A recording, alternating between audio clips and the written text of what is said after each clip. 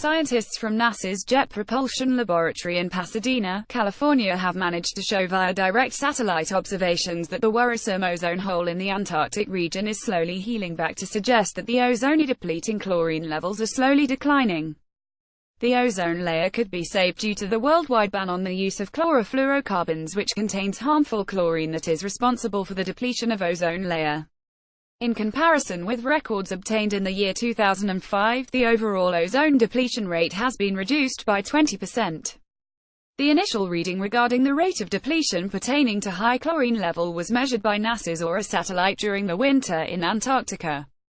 The lead author of the study, Susan Strawn, an atmospheric scientist belonging to NASA's GSFC Goddard Space Flight Center in Greenbelt, Maryland, explained that it can be clearly observed that the chlorine level near the ozone layer is coming down while reducing the amount of depletion in the ozone. Ozone layer is a particularly important aspect of Earth's atmosphere. It mainly functions as an absorbent of the ultraviolet rays while protecting the life beneath from the harmful effects of the same. Without the protection provided by ozone layer, no life on Earth could survive. The absence of ozone layer would allow sun's ultraviolet rays to penetrate Earth's atmosphere, causing chronic skin diseases including skin cancer, damaged eyes, macular degeneration, and so on. CFCs are the chemical compounds which slowly rise up to the stratosphere level of Earth, where it is broken down by the ultraviolet rays of the sun. Post-breakdown, chlorine atoms are released from the compound, which reacts with ozone molecules, breaking it into free oxygen molecule. The ozone layer present in the stratosphere is responsible for protecting the life below by absorbing the ultraviolet rays. In order to put a halt to the Antarctic ozone depletion after its initial detection, all the nations from across the globe signed the Montreal Agreement Protocol, which was initiated to reduce or ban the use of substances that cause the deterioration of ozone layer.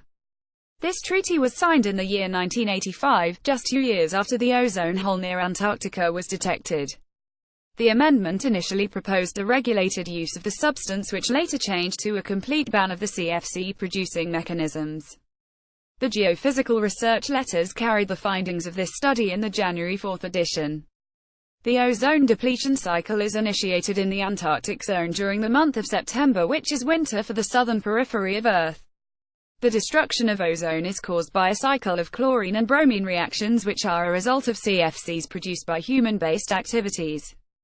Scientists from NASA use the data extracted from JPL's MLS microwave limb sounder, which is present aboard the AURA satellite.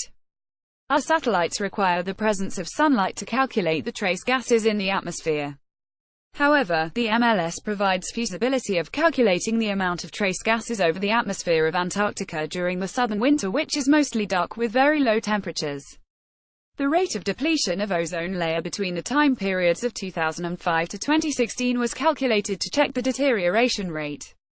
The months from early June to the middle of September marks the best time to measure any change in the ozone level, as the temperature is low enough to bar any depletion from high temperature. This means the only factor accountable for the deterioration during these months was the chlorine level.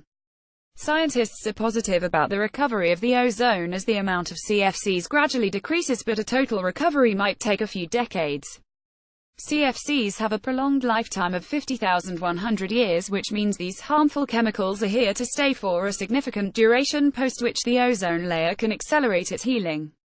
Scientists speculate that the accelerated healing of Antarctic ozone hole might occur somewhere from the year 2060 to 2080.